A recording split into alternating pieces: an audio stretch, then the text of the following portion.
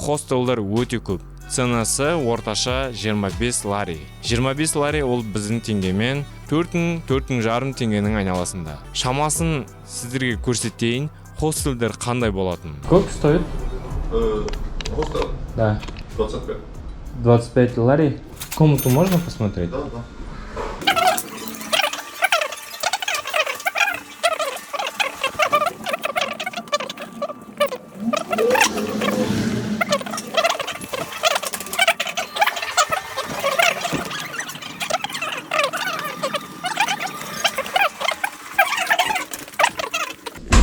Заезд любое время.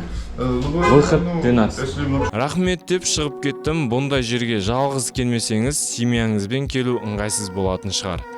В общем, іздесе бұдан да жақсысын және бұдан да арзанын табуға болады.